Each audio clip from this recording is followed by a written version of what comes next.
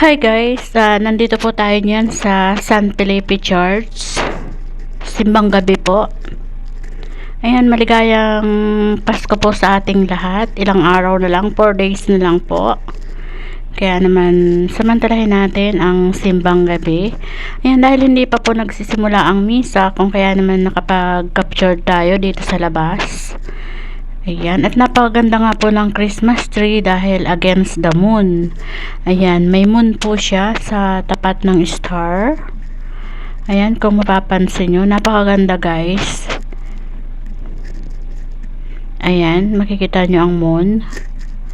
Ayan, saktong-sakto po siya against the star sa Christmas tree. Napakagandang pagtingnan mga beshi. Ayan. Ayan, hangad po natin ang Abundant New Year 2024 sa ating lahat, and advance Merry Christmas po sa lahat ng supporters ko at sa lahat ng makakapanood ng video ito.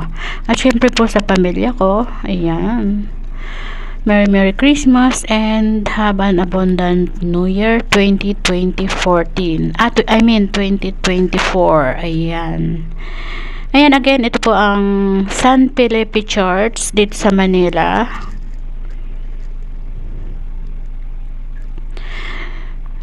Silang sandali na lang po ay mag-start na ang misa. Ayan. Kung kaya naman nag-capture tayo sa paligid.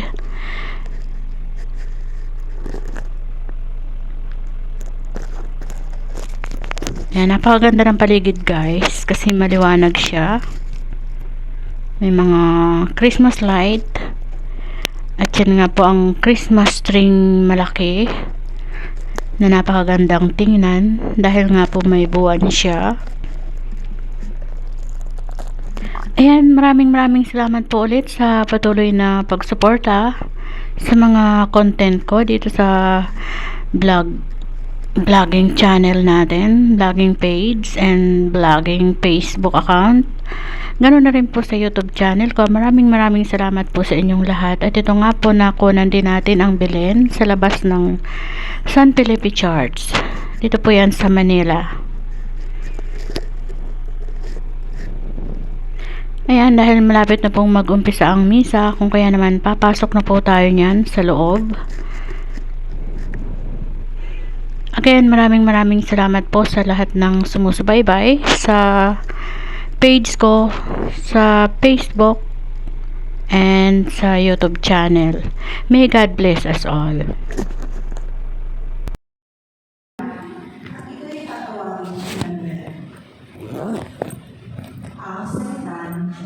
Salamat sa Diyos. Ang Panginoon ay darating, siya'y dakilang hari natin. Ang Panginoon ay darating, siya'y dakilang hari natin. Ang buong daigdig nakakanaroon, may hari ang Diyos, ating Panginoon. Ang mumbay na kayo at yakas ang tibay, ilalim ng lupa, tubig kalaliman. Ang Panginoon ay darating, siya'y dakilang hari natin. Sino ang marapat pumakot sa burol? Sa burol ng buwan? Sino ang makakawa? Sino ang kakayatang pumasok sa templo? Sino ang tututang pumasok sa templo? Siya na naging sa isip at buhay na hindi sumamba sa Diyos kapasa ang ako na nililipin. Ang Panginoon ay darating, siya'y dakilang hari natin. Ang Panginoon Diyos pagpapalarin siya, ililigtas siya at kawawalang sala. Ngayon ang sino man lumalapit sa Diyos, siya lumalapit sa Diyos ni ako. Ang Panginoon ay darating, siya'y dakilang hari natin. Tumayong at pagkakaroon sa Manila.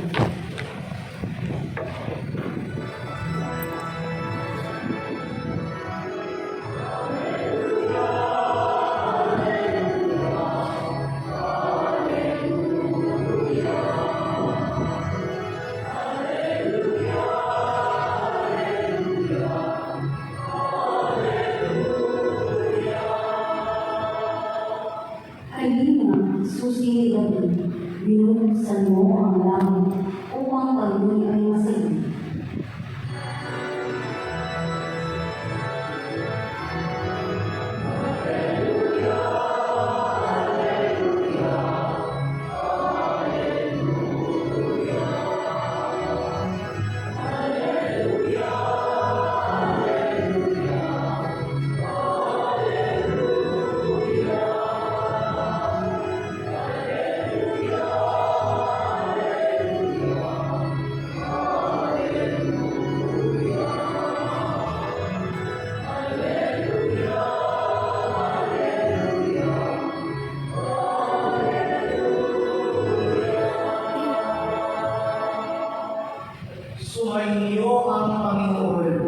Sumainit. Ang pagpapahayag ng mabuting balita ng Panginoon ayon kay San Lucas. Papuri sa iyo, Panginoon.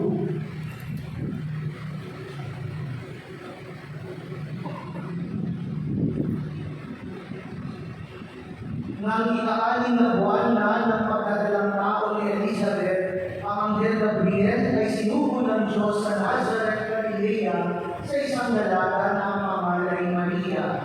Siya'y nakatakdang ikasal kay Jose, isang lalaki buhat sa lipi ni Haring David.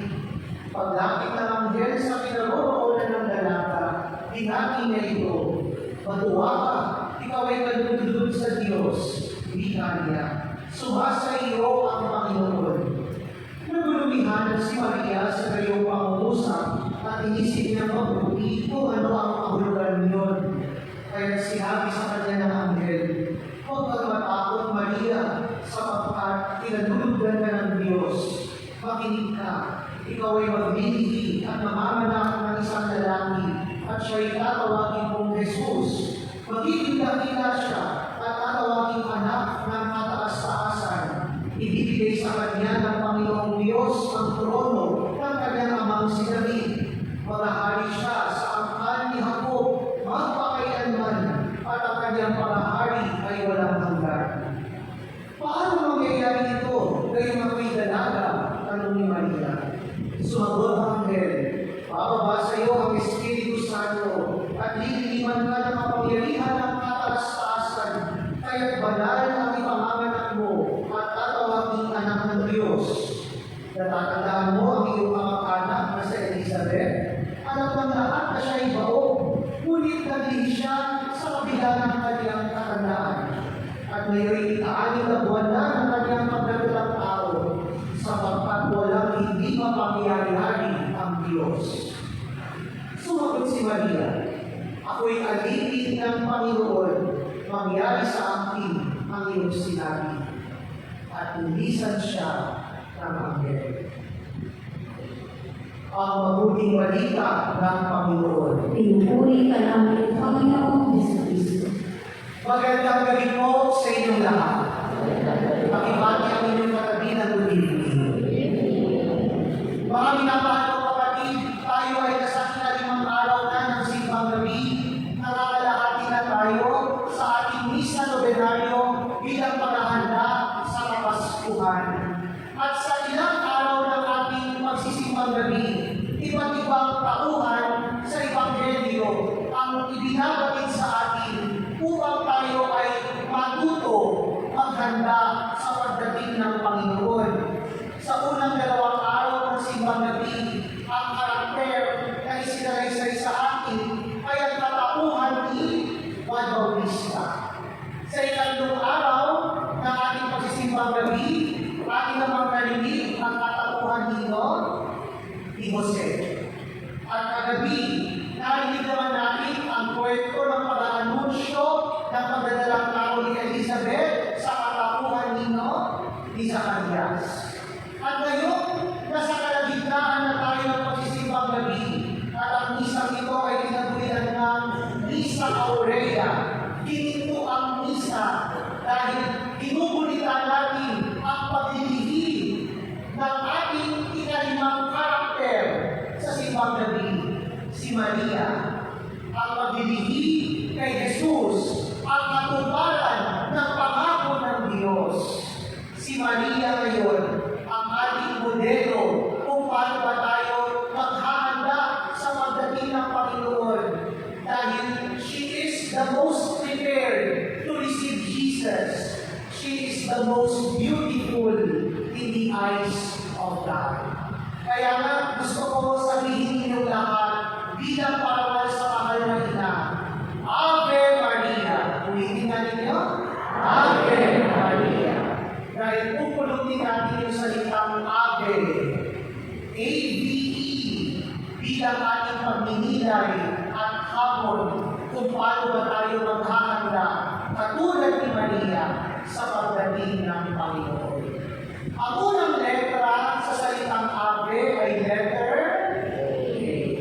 Availability to God's plan. Sabihin nga ninyo, I am available. Alam niyo, yan ang sinabi ni Maria sa Ebanghelyo na narinig natin. Ako'y alipin ng Panginoon. I am the handmaid of the Lord. Alam niyo, ang alipin ng panahon ni Jesus ay sumisimbolo na ikaw ay pag-aari ng iyong amo. At kung ikaw ay pag-aari ng iyong amo, dapat you are always available. Kaya nga po, yan ang unang hamon sa ating lahat. Dapat bilang mga disipulo ni Jesus, tayo ay laging may panahon, laging naglalaan ng oras upang maglingkod sa Kanya. Alam niyo, nabubuhay tayo sa isang mundo na napakaabala, napakaligaga, maraming mga isipin at gawain, at karaniwan, ang huling nasasakripisyo ay ang panahon sa Diyos. Kaya sasabihin, wala na akong panahon magdasal, wala na akong oras magsimba, hindi na talaga ako available mag-serve sa simbahan. I am busy. I am too much preoccupied. Pero real talk, mas marami ka namang oras pagbulakbol. Mas marami kang ginugugol na panahon pag Netflix marathon. Pero pagdating sa Panginoon, laging I am not available. Alam niyo, wala namang hinihiling ang Diyos sa atin, kundi availability. Minsan na naisip ko, paano kaya kung yung 12 kalagad na pinili ni Jesus ay doon sa araw ng selection ay absent? Pamipili pa kaya silang makasama sa 12 kalagad? Ano sa tingin mo? Hindi na. Hindi na. Kunwari, absent si Pedro, absent si Tomas. Mapapabilang kaya sila sa 12 disciples doon sa araw ng selection? Kasi nga, absent. Kaya sabihan mo ngayon ng kami mo, salamat nandito ka. Gusto ko na rin tanongin, sino ba dito ang present sa 5 gabi na taas ang kamay? Wow, halos lahat. Palakapan nyo naman ang inyong mga sarili. At sana, pangatawanan ninyo, 4 na gabi na lang, huwag na kayong ma-absent. Be available for God. Dahil yan ang halimbawa ni Maria, she is available for God's plan. Ako'y alipin ng Panginoon. Ano yung pangalawang letra sa salitang ave? V. Vulnerability before God. Vulnerability before God. Ano ba ibig sabihin ng vulnerabilities? Ito'y tumutukoy sa ating mga kahinaan, kapalpakan, kapintasan, kakulangan, at kasalanan. Alam niyo po, noong sinabi ng Anghel Gabriel kay Maria na siya'y magdadalang tao, ano ang naging tugon ni Maria? Paano mangyayari ito? Dahil ako'y dalaga. Kung babalikan niyo yung kwento ni Zacarias kagabi, hindi ba nagtanong din naman siya? Sabi niya, paano mangyayari yun? Matanda na kami, paubog pa. Pero ano ang ginawa ng Anghel kay Zacarias? Pinarusahan siya. Ginawa siyang ipin. Sa siyang na buwan, kapag nagdadalang tao ang kanyang misis na si Elizabeth. Mapapaisip ka, bakit si Maria hindi pinarusahan? Nagtanong din naman. Si Anghel Gabriel ba mainit ang ulo magpakita kay Zacarias? Wala sa mundo, kaya pinarusahan. Pero alam niyo, nababasa ng Panginoon ang puso ng tao. Siguro ang nilalaman ng puso ni Zacarias nung nagtanong siya, kino-question niya o pinagdududahan niya ang kapangyarihan ng Diyos na kayang gawing posible ang imposible ng Diyos. Kaya siya na-question.